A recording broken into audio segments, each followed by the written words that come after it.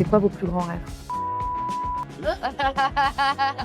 Elle parle pas beaucoup, mais quand elle parle. Dans l'entrepreneuriat, tu es face à toi-même.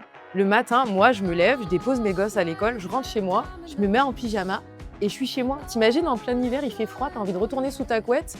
Et en fait, là, tu dois te dire, bah non, je vais ouvrir l'ordinateur et je vais travailler. C'est une force mentale que tu travailles au fur et à mesure. Pour moi, l'entrepreneuriat, c'est un échec à la base. Un peu la honte de dire, bah moi, mon ambition, c'est juste de pouvoir payer mes factures.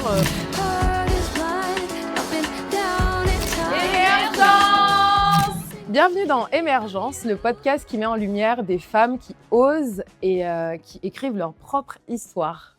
Donc aujourd'hui, voici mes invités, les filles. Je vous laisse vous présenter. Mélinda? Du coup, moi, c'est Mélinda. Je travaille dans le BTP, dans la prévention des risques. Et en parallèle de ça, je fais un petit peu de spirituel. Voilà, j'accompagne les patrons, j'accompagne les copines aussi à prendre conscience de leurs problématiques liées au travail, à poser le cerveau et à être en paix avec qui elles sont aujourd'hui. Ok. Et ben j'enchaîne du coup. Je m'appelle Dean, je suis maquilleuse professionnelle de formation et la fondatrice de Dean Artist Agency, qui est une agence de prestations de beauté. Donc, je travaille avec des maquilleuses, des coiffeuses, des nail artistes et on se destine à travailler avec des sociétés de production, des célébrités et du B2B. Bravo! Moi, c'est Jasmine Twitou. Je suis consultante et mentor en storytelling et personal branding. Et mon travail depuis 5 ans, c'est d'accompagner les entrepreneuses, de vous accompagner à développer des stratégies de marketing pour gagner en visibilité et surtout convertir les followers en clients. Ça, on va pas. Ok. Gars. Mélanie, moi je suis Chief Badass Officer. C'est un métier que je me suis inventé, d'accord? Donc j'accompagne les femmes à oser et à réécrire leur histoire. Donc ça va très bien avec le thème du Excellent. jour. Donc à gagner en audace, en liberté, ok, à rallumer la flamme intérieure et à croquer la vie à pleines dents. Oh, c'est beau, ça devient. Waouh! Eh bien, super. Bah, écoutez, moi, je ne me suis pas présentée. Donc, je suis Lindsay Gène, la fondatrice de Lindsay Event, qui est une agence de décoration événementielle. Et je suis également la fondatrice d'Émergence. Donc, bah, écoutez, les filles, bienvenue. Bah, écoutez, on va commencer par une petite question qui va mettre un peu, nous mettre dans l'ambiance. Qu'est-ce qui vous a donné envie de vous lancer dans l'entrepreneuriat? Moi, je peux me lancer parce que je me suis lancée pour une raison bien spécifique. Je me suis lancée dans l'entrepreneuriat parce que j'ai commencé par créer une association avant de lancer un business. J'ai fait 15 ans dans la banque, puis j'ai été mise au placard parce que j'avais une maladie invisible. Ouais. Donc, j'ai lancé une association en France qui œuvre encore aujourd'hui, dont je ne suis plus la présidente, mais qui œuvre encore aujourd'hui pour accompagner les femmes atteintes de handicap invisible à réécrire leur histoire, pour le coup, c'est-à-dire à se lancer dans l'entrepreneuriat pour ne plus dépendre du salariat dans lequel elles se retrouvent bloquées avec leurs problèmes de santé. Et j'ai commencé comme ça et vraiment avec le cœur. Et puis finalement, bah, petit à petit, les femmes sont venues me voir en me disant: «OK, apprends-moi à devenir comme ci, comme ça» et je me suis lancée dans l'entrepreneuriat et j'ai commencé à créer des événements et aller plus loin, à partir de ça. J'avais pas du tout prévu d'être Ouais. entrepreneur à la base, j'avais juste envie de lancer une assoce. Ok, c'est beau. Ouais. C'est intéressant parce que moi aussi, j'avais pas prévu d'être entrepreneur. Je sais que bah, dans notre monde ou quoi que ce soit, c'est vraiment un truc du genre. Moi, pour moi, l'entrepreneuriat, c'était un échec à la base parce que, bah ouais, parce que moi, j'avais été, je suis un bon produit de l'école républicaine, entre guillemets. Et donc, on m'avait dit, tu fais des longues études, etc. Et puis, tu auras un bon job. Exactement. Et quand je suis sortie, j'avais fait 2 masters. Je me suis dit, tout le monde va se battre pour moi. Quand je suis sortie, enfin, de mes études, c'était la fin du Covid. Il n'y avait aucun taf. Et en fait, bah, je ne pouvais pas imaginer baisser mes standards. Donc, j'ai inventé, enfin, j'ai créé mon propre travail. Moi, j'étais spécialisée en marketing édito. Et c'était hors de question que je fasse autre chose parce qu'il n'y avait plus de place en marketing édito. Donc, j'ai pris la petite porte et je suis devenue entrepreneur. Mais ce n'était pas un objectif, quoi. C'était super insécurisant et ça n'allait Ouais. pas du tout avec mes objectifs de vie, le petit CDI, la petite famille, la maison, le chien, quoi. Ah, mais c'est fou parce que moi, c'est tout l'inverse. Ah ouais? Moi, je me suis toujours vue entrepreneur. Et je raconte souvent cette anecdote, mais parce qu'elle est tellement vraie. Écoute, moi, j'avais 8 ans, j'ai pris ma poêle à crêpes et je faisais des crêpes que j'allais vendre à mes voisins.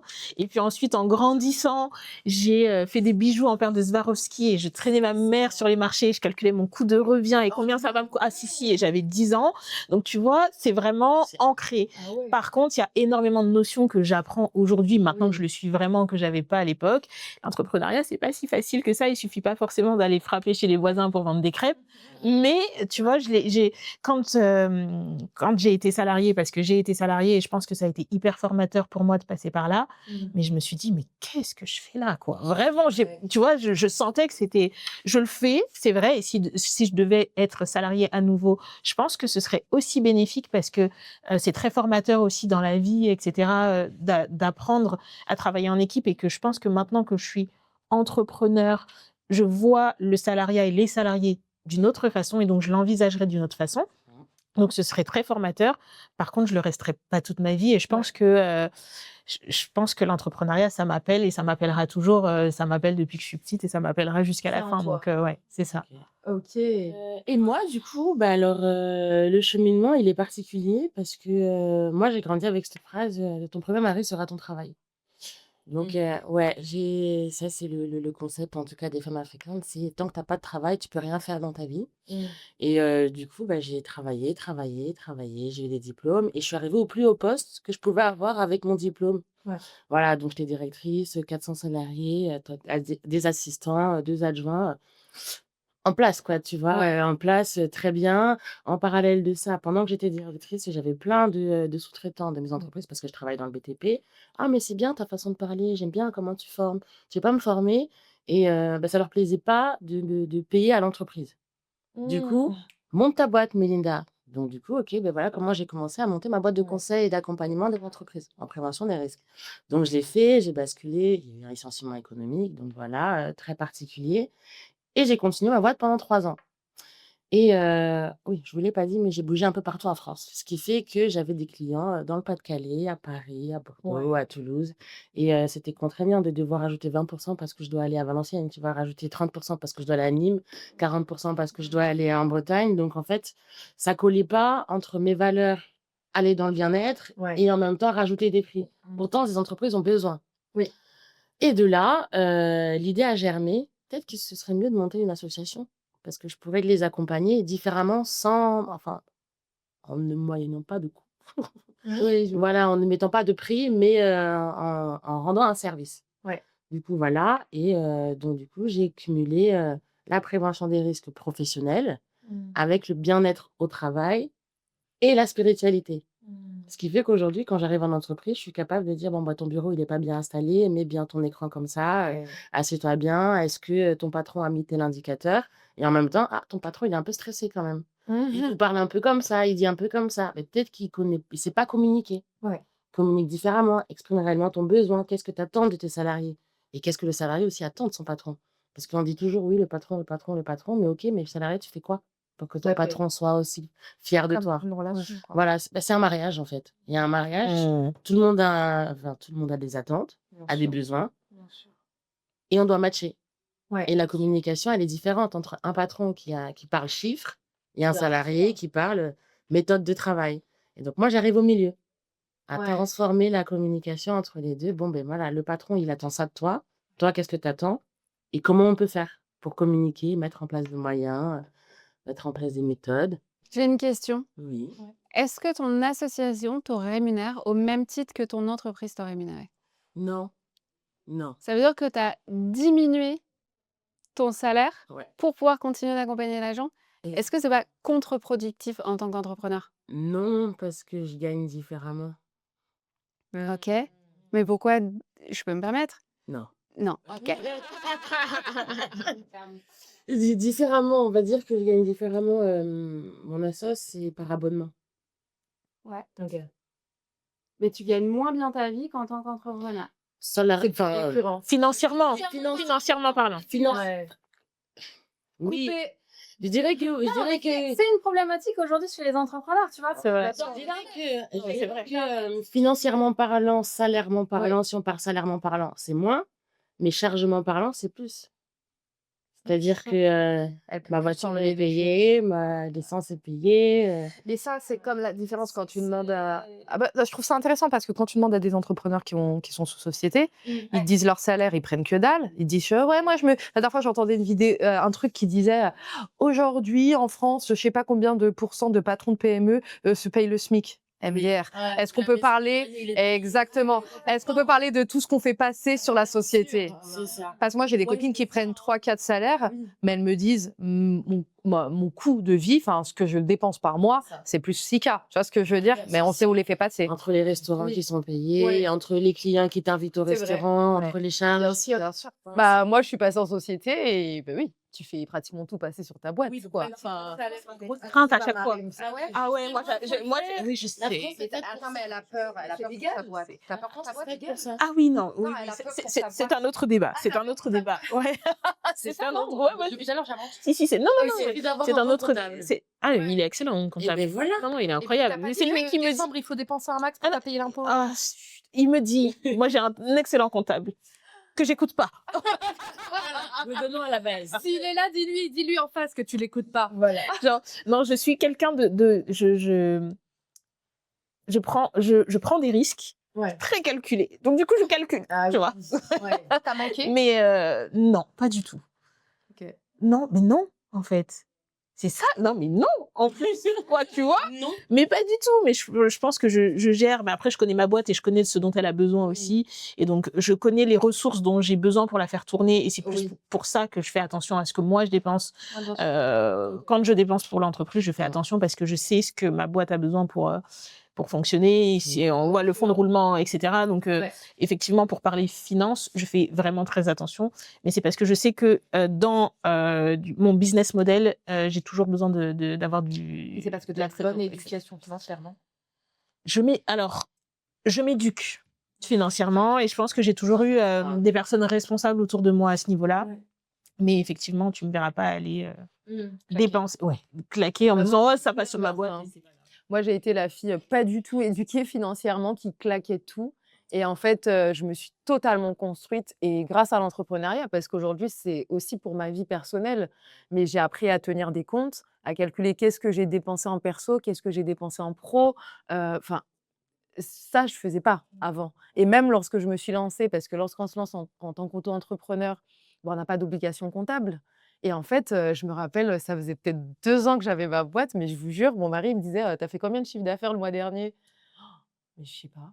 Tu sais, fallait que je retourne sur mon truc URSSAF pour regarder qu'est-ce que j'avais déclaré. Genre, en fait, moi, je suis vraiment, de base, l'entrepreneuse passionnée. En gros, moi, ce qui m'intéressait, c'était de faire mes décorations. Le reste, en fait, tant que je rentrais assez pour payer mes factures, c'était OK. J'avais pas besoin d'aller chercher plus, j'avais pas besoin de savoir combien il y avait, je savais juste qu'il y avait de quoi payer mes factures et c'était OK. Ouais, mais est-ce qu'on est d'accord que, et ça rejoint ce que tu dis, c'est que nous, on est des passionnés parce qu'on aime ce qu'on fait, mais l'entrepreneuriat, ça demande d'avoir tellement... Exactement, exactement. Ah, mais j'ai appris à m'éduquer. C'est là où mon association intervient. C'est vrai, bah tu vois, Du coup, c'est l'arrière-plan, le back-office, en fait, quand tu es dans une entreprise, enfin, entrepreneuriat, t'es pas là pour faire la comptabilité, t'es pas là pour faire tes factures Excel, t'es pas là pour faire tes dossiers. Si, OK, tu fais tes devis pour aller faire tes décorations, certes, mais t'es pas là pour être dans les papiers. Toi, ce que tu kiffes, c'est le manuel. Et au début, t'as pas le choix. Au début, t'as pas le choix. Au début, oui, c'est vrai. Oui, c'est vrai. Je pense aussi, on passe à côté du truc aussi où parfois tu t'en fous de tant que tu as besoin que de ça, si t'es pas dans un objectif de scaler. Parce qu'en fait, tu vois, on est beaucoup dans les milieux du digital où tout le monde veut scaler, on veut faire le million et puis augmenter, augmenter.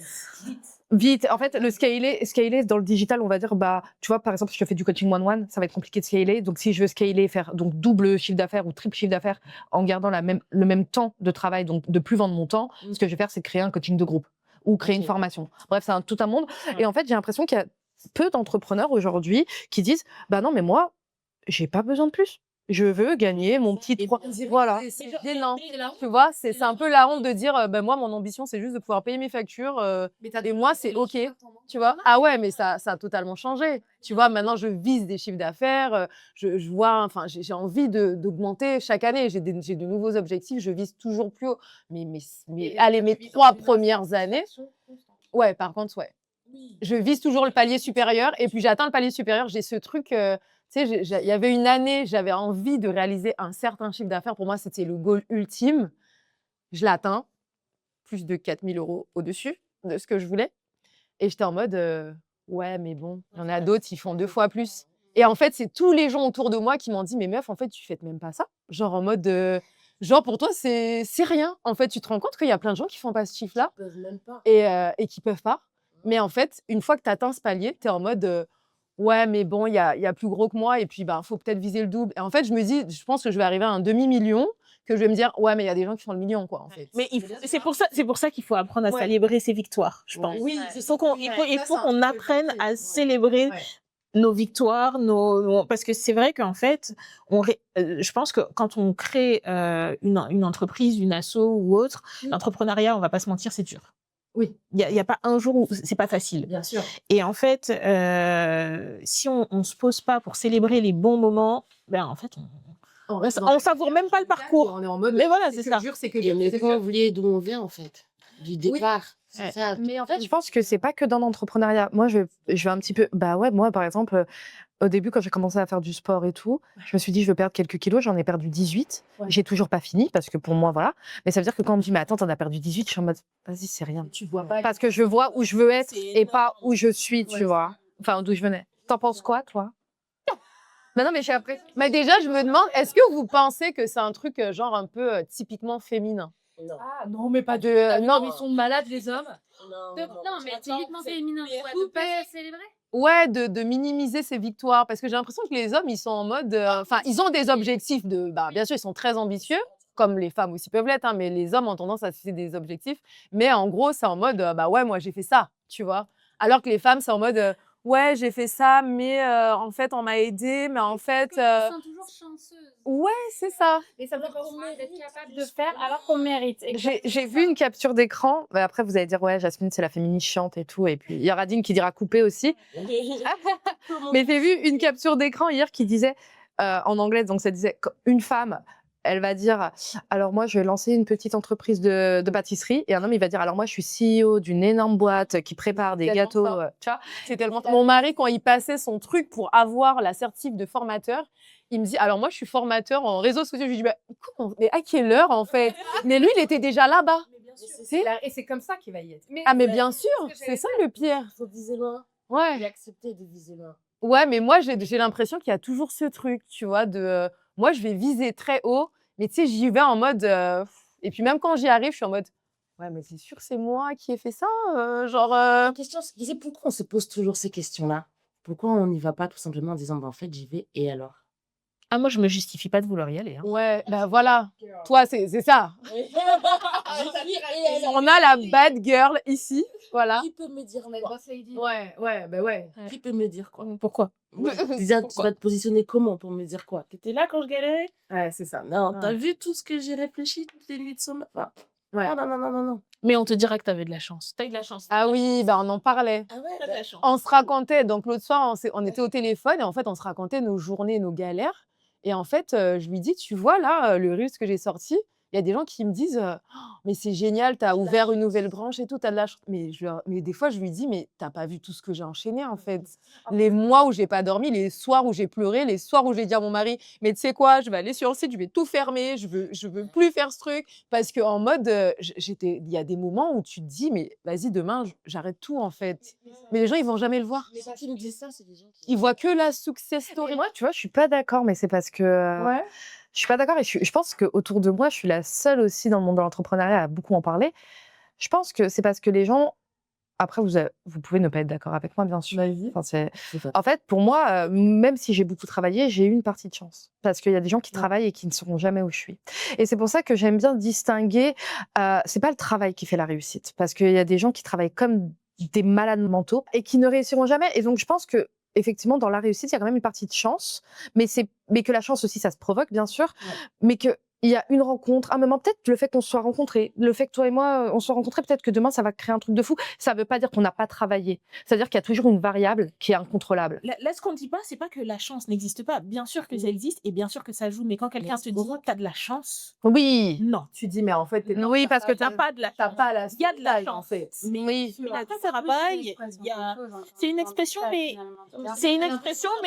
mais c'est parce que moi, je pense réellement, et je le pense sincèrement, que les gens ne se rendent pas compte de tout ce qu'il y a derrière, de toutes les galères derrière, de tout. C'est le travail sur soi aussi, hein.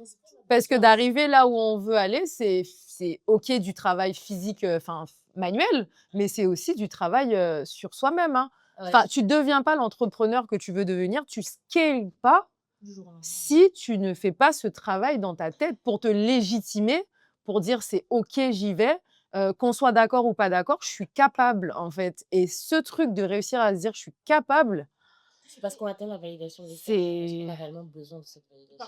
ouais, mais le temps que tu prennes conscience de soi, exactement. Mais vous voyez, moi, j'ai ma tante souvent qui me dit, t'as de la chance, et c'est pas pour la même chose. Par exemple, elle va me dire, elle veut venir à la maison ou quoi, et on est tard le soir, et je vais lui dire, demain je travaille. Elle va me dire, ça va, t'as pas de boss, t'as de la chance. Mais gros, ça me demande 2 fois plus de travail de me lever, de lever mon fiac pour aller m'asseoir à mon bureau, parce qu'il y a personne. Alors, ça fait vraiment propos de privilégié, mais en vrai, on se rend pas compte de l'auto. Exactement. Ouais. Exactement. Il y a personne qui t'appelle, en fait. Il y a personne qui va dire connecte-toi. Il y a personne qui va dire travaille. Il y a juste tes clients qui vont dire je suis pas satisfaite, mais à la limite, allez, il y en a qui C'est s'en ça. pètent un rein. C'est ça. Elle est fâchée, là. Mais c'est vrai, tu te réveilles le matin, tu es face à toi-même. Ça, c'est un truc, ça fait quelques années que je me rends compte de ça. Le matin, moi, je me lève, je dépose mes gosses à l'école, je rentre chez moi, je me mets en pyjama et je suis chez moi. T'imagines, en plein hiver, il fait froid, tu as envie de retourner sous ta couette. Et en fait, là, tu dois te dire, bah non, je vais ouvrir l'ordinateur et je vais travailler, en fait. Mais en fait, c'est toi et toi. En fait, je pourrais rentrer sous ma couette et y rester jusqu'à l'heure de récupérer les gosses, que personne me dirait rien, en fait. Tu vois? Et ça, c'est une force mentale que tu travailles au fur et à mesure. Et justement, en ayant des objectifs clairs qui te motivent et qui te donnent envie de te dire, voilà, c'est ça. Qui te donne envie de te dire, mais en fait, il y a pas le choix, je me lève et j'y vais. Tout à l'heure, Valentina en voiture, et après, je vais vous poser cette question à vous. Elle me dit, c'est quoi ton plus grand rêve? Et donc, Ok. moi, je lui donne un rêve, Et dis-nous ton rêve. OK, de devenir conférencière à l'international. C'est vrai que j'adorerais faire de la conférence. Et je lui dis, mais tu sais, il y a des rêves qu'on peut même pas conceptualiser tellement ils sont loin. Ouais. Soit, par exemple, je penserais pas à dire, je veux avoir une île. Tellement que pour moi, alors que quelqu'un qui a déjà peut-être plein de choses, il va penser à ça en prochain. Et donc, c'est aussi, exactement. Et maintenant, moi, ma question, c'est quoi vos plus grands rêves? Avoir une île. Elle parle pas beaucoup, mais quand elle parle, 3. Et toi? Moi, alors, c'est super. C'est débile. Mais en fait, On rembobine. c'est un rêve, Voilà. mais c'est con, hein. C'est un En gros, moi, j'ai toujours regardé les enseignes en haut des bâtiments, en haut des buildings. Vous voyez, quand vous passez à Pardieu, et en fait, je me suis dit, parce que, alors moi, j'ai l'INSEE 20, là, j'ai créé Localins, et en fait, avec mon mari, on a un petit truc. Lui, il a Lins Distribution. On a un truc. On enlève les 10 000. On a un truc. Ouais, on a un truc. Il a créé Lins Distribution, et en fait, à savoir que Lins, c'est mon surnom, mais c'est aussi le deuxième prénom de ma fille.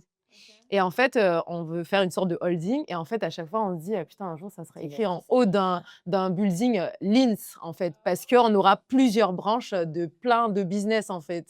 Et en fait, moi, c'est mon rêve de voir À New York.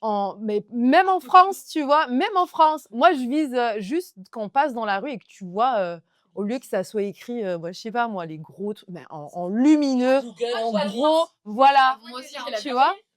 Tu la vois?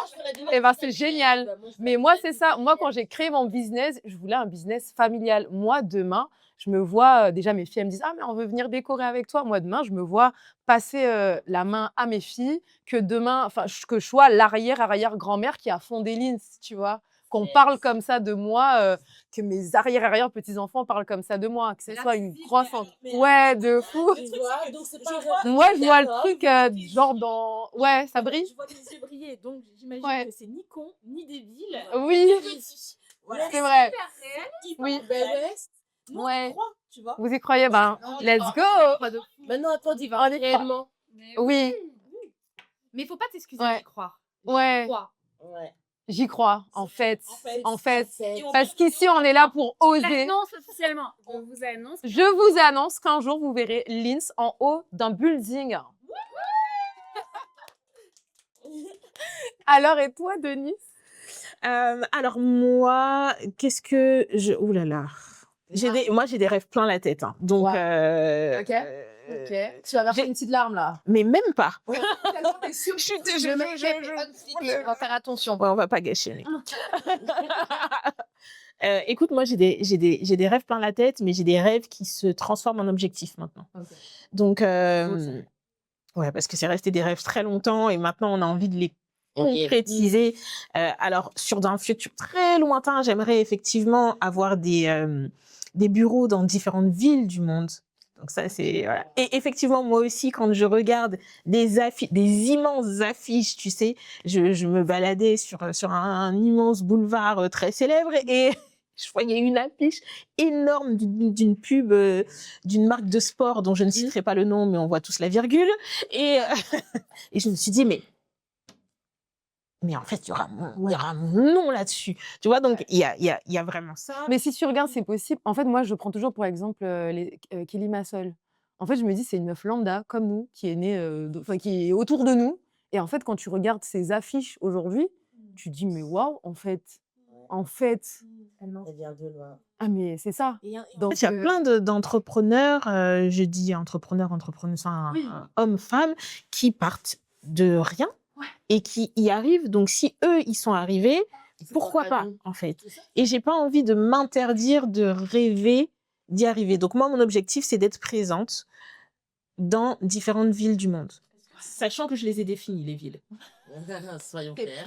bon, alors lesquels? Non, on dit pas maintenant. On garde. On laisse attention. On tease, parce que si je dis ça à ce podcast-là, qu'est-ce que je dirais dans le prochain? On tease. Est-ce que tu penses à créer une marque de cosmétiques ou pas du tout? Pas du tout. Ok. Je pense que c'est un marché qui est saturé. Ok. Alors peut-être que ça viendra, hein, mais c'est vraiment quelque chose qui, pour l'instant, je pense que c'est un marché qui est saturé, avec énormément de célébrités qui créent leur marque parce que on sait que ça rapporte, etc. Et que pour s'insérer dans ce milieu, je pense qu'il faut avoir envie. Et moi, j'ai pas envie pour l'instant.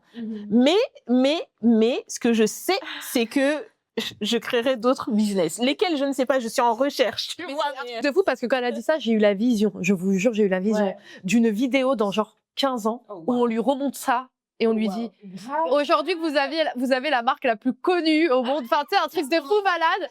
Tu sais, genre distribution à Sephora et elle revoit la vidéo, elle est en mode ah ouais. Purée. Si quelqu'un a eu la vision pour moi, sachez que peut-être que j'aurai la vision pour moi-même. Pas aujourd'hui, pas pour ça. Mais on y Mais pour voir grand, oui, par contre, là, on est d'accord. Donc, je prends tout ce qu'on me donne en ce moment-là. Je prends les visions, je prends les manifestations, je prends les bonnes vibes, je prends tout. Ok, et toi, Mel? Bah là, je te... Alors non, Ah bah non, mais. je veux pas de ville. C'est trop peu. Mais moi, je rêve d'avoir mon propre spectacle sur scène. Waouh. Tu vois, et genre d'emmener une troupe avec moi de femmes, genre tellement, mais tu vois, genre ce que j'ai fait l'année dernière, Un échantillon, Ouais. c'est déjà énorme. mais genre sur les J'imagine pas plus ton rêve là. ouais, genre sur les plus grosses scènes, j'emmène des meufs avec moi, genre qui, tu sais, comme on a fait l'année dernière pour l'événement, mais vraiment genre spectacle de ouf et tout, sur l'empowerment, sur la confiance en soi, sur Je veux bien. c'est voilà. D'ailleurs, si je peux faire une parenthèse, elle fait un événement qui s'appelle Badass. Donc, si vous avez envie de. Voilà. De badasser. C'est ça. On viendra. Nous, on viendra. Bah ouais. Ouais. J'ai eu une vision, mais c'est parce que je suis politisée de Mais on aime tes visions. Ouais. On va faire Non, un girls band. Non, en fait, non. J'ai eu une vision et je me suis dit, mais c'est un truc ultra politisé. Et en plus, Lindsay, elle a dit, attention, on parle de business, on parle pas d'autre chose, mais je sais pas faire autrement. Désolée. Non, mais j'ai eu une vision, je me suis dit, imaginez les petites filles qui sont en train de regarder cette vidéo sur YouTube, mettre sur en Reels ou quoi. En vrai, je trouve ça trop cool qu'autour de la table, on soit des femmes toutes différentes. Déjà, tu as 4 femmes as 3 femmes noires, une femme rebeu, une femme qui se cherche. Une femme, on sait pas, non, une femme qui a une maladie invisible. Enfin, tu vois, et je trouve ça. Et on représente, tu vois, des femmes qu'on voit pas souvent. On a des femmes avec enfants, sans enfants. Exactement. Toutes les ethnies, enfin, ouais. Des femmes homosexuelles. Je suis célibataire. Non, je rigole. Mais tu vois, des femmes différentes et tout. Et en fait, c'est vrai qu'on rentre pas dans ce qu'on entend de l'entrepreneur, dans cette nana un petit peu BCBG, blanche, ben chic, bon genre. Et je trouve ça cool de montrer que c'est possible d'entreprendre, qu'on peut être qu'on peut être tout ce qu'on veut et qu'il faut pas se laisser brider. Parce que quand on est gamin, on voit peu de rôle modèles et on se dit, ah bah moi, je sais pas, je vais être coiffeuse, moi je vais faire les ongles. Et c'est ok d'être coiffeuse, c'est ok de faire les ongles. Mais Parce que je suis maquilleuse, attention. Oui. Non mais, ouais, mais en plus, t'as créé ta boîte, t'as vu loin, tu vois ce que je veux dire? Et quand on est gamine, bah souvent on s'arrête à ce qu'on voit autour de nous. Et les gens, ils aiment bien nous montrer, enfin, la société nous montre pas d'autres réussites. C'est pour ça que Kelly Massol, par exemple, pour moi, elle est ultra précieuse, alors que, voilà. Et donc, je suis trop contente que vous soyez les badass que vous êtes. Bravo. Ah, mais. Bravo d'avoir osé. Et à toutes les petites filles, osez aussi. Oser. Et ben, c'est ça l'esprit d'émergence, c'est oser, croire en soi, écrire son histoire et. Ok, c'est laisser émerger C'est la femme puissante, audacieuse qu'on est au fond. C'est ça, tout à fait. Ok, je sais Rien rien. que ça. Je sais. Non, c'est vrai. On signe toutes. Aussi. Et même quand on a l'impression qu'on est déjà puissante, parce qu'on l'est tout à un certain niveau, hein, tu vois, quand tu te réveilles le matin pour t'occuper de tes gosses, quand tu fais bref, quand tu travailles, quand tu fais tout, t'es puissante. Bien sûr. Mais tu peux encore te sentir encore plus en puissance, en empouvoirment. Il n'y a aucune limite à ton aura. Tu vois ce que je veux dire? Je suis d'accord. Ouais, et comme moi, ne pas s'excuser d'avoir des rêves, d'être en haut du building, vous voyez? C'est ça. C'est ça. Empire State. Empire State Building. Et toi, Mélinda, alors, c'est quoi ton plus grand rêve? J'en ai 2. On veut les deux. Alors, je dirais le premier ou deuxième plus grand rêve, c'est de continuer à me former avec des grands maîtres, du coup, d'apprendre plein de techniques ou quoi que ce soit, et d'accompagner les plus grands dirigeants. Du coup, enfin, ouais, d'être la part de l'ombre des personnes, tu vois, d'être là. À un moment, je te prends avec moi. Moi, Tu vois, tu as un doute, tu as une question, quoi que ce soit, tu vas d'arriver et t'apaiser, d'être là en arrière-plan, mais en même temps, à pousser. Celle dont on a besoin, quoi. Ouais, c'est ça. Ça me fait penser à Mélanie. Que moi, je suis la femme de l'ombre? Non. Non. Alors attendez. Je trouve. Mais déjà, Kira, elle m'a critiqué pendant les vidéos, là. C'est pas grave. Waouh! Non, on en parlera. J'ai une anecdote. Moi, je t'ai D'ailleurs. Mais non, ça va, tranquille. Je voulais juste dire. Alors, attendez. Pause. Moi, Non, je voulais juste dire je que t'ai Mélanie. critiqué? Mais non, mais Mélanie, je ris. Ah, parce que. Bon, coupez je ça. pensais. Mais non, mais je pensais pas que t'avais entendu que je t'avais critiqué. Et du coup, je me suis dit, merde, j'ai été un peu trop voyante, tu vois. Elle a parlé trop fort. Non, pour être tout à fait sincère, quand t'as dit, je te vois pas comme une femme de l'ombre, mais je te vois comme une nana, je te vois comme du sel. Je te vois comme un exauceur de goût. Quand on t'a à côté, Ouais. quand on t'a à côté, Imagine. exactement. Et t'aimes te donner. Ouais. Tu vois ce que je veux dire? Ouais. Eh ben, j'ai une anecdote justement par rapport à Mélanie. Donc, lorsque j'ai voulu créer Émergence, alors ça, c'est super important. Quand j'ai voulu créer Émergence, j'ai fait un déjeuner avec Mélanie et je lui dis viens, on crée un truc et tout. J'ai un concept, j'ai une idée, viens, on fait. Et Mélanie, elle me regarde, elle me dit mais en fait, tu sais que tu es capable de le faire toute seule. Et en fait, on a eu un échange et en fait, tout est parti de là. C'était en février. Et après, je lui ai fait des longs audios pour lui dire merci. Tu sais, on dirait que je lui ai dit, on dirait que tu as provoqué un déclic en moi et tu m'as fait voir que j'étais capable de beaucoup plus que ce que je n'imaginais. Quand j'ai lancé, mais j'étais comme ça, hein, quand j'ai lancé la page de vente, je me suis dit, oh, mais tu te prends pour qui? Tu fais des événements et tout. Et Mélanie, ça, ouais. Imagine ce que je fais faire aux gens en 1 heure. Imagine en plus de temps. Travailler avec Mélanie, clairement. Voilà. Ah ouais. Mais les gens me disent toujours ça, quoi. Que vraiment, Ouais, tu vois. Tu fais le déclic. Ouais, on parlait de chance tout à l'heure. Je pense que la chance, ça se provoque. Tout à fait. Et d'ailleurs, en Quelque parlant chose de qui l'événement, moi, ça m'intéresserait, Ouais. c'est la meuf qui a des problèmes d'ego, mais pas du tout, en fait, ça m'intéresserait de savoir pourquoi tu as choisi chacune des personnes qui est là. Ah! Et je pense que c'est une très bonne, question. Ouais. Et ben, je vais pas répondre, individuellement, mais on en parlait hier soir. C'est ma première édition et j'ai voulu vraiment choisir avec le cœur. Parce que je voulais vraiment des personnes avec qui, je sais que mon énergie match. Je sais qu'on a la même vision, on a le on a ce même, cette même envie de transmettre et d'élever d'autres femmes, en fait. Et en fait, je trouve que vous avez toutes déjà une, singularité, enfin, je vous trouve toutes, j exceptionnelles, en fait, dans votre, en tant que femme. Et en fait, j'ai vraiment c'est ça émergence pour moi, c'est de mettre en lumière toutes ces femmes, même si pour certaines, il y en a qui ont plus ou moins de followers et pour moi, ça ne veut rien dire, qui ont plus ou moins de visibilité. Mais en fait, pour moi, c'est vous êtes toutes des femmes, vous êtes des Kelly Massol, quoi, en